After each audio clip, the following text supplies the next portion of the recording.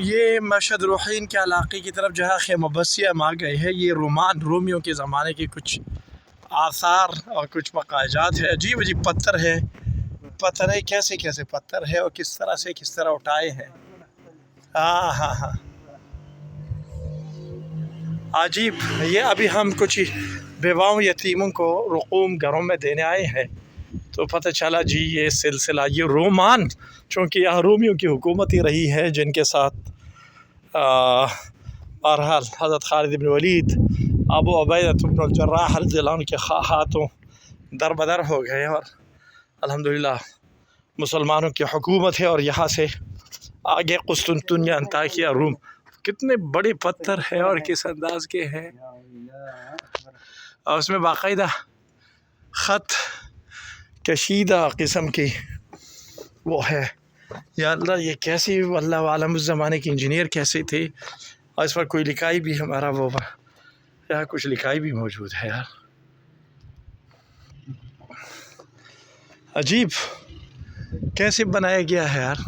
یہ دیکھو یہاں پہ تعجب ہوتا ہے کہ یہ بنا کیسے ہے. اور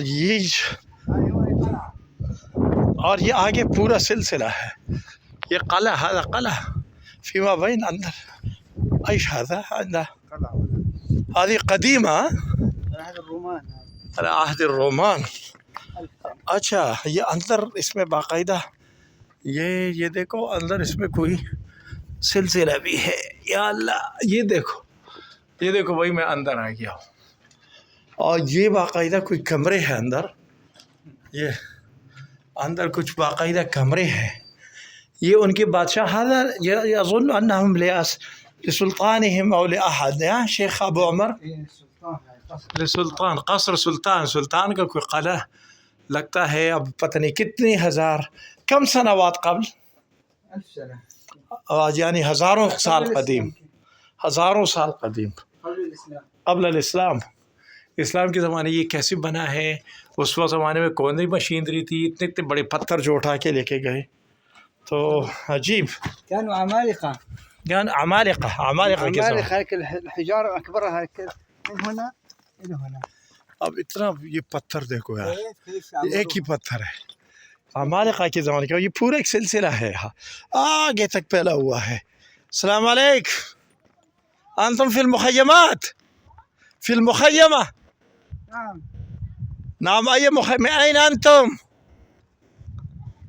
لا أنت من حمام. من أين؟ من حماه. أنت يتيم؟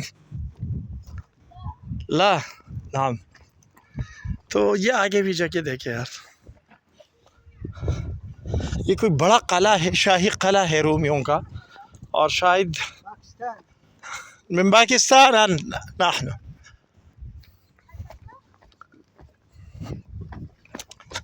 ماشاء اللہ یہ کوئی بہت یعنی آگے تک پھیلا ہوا ہے.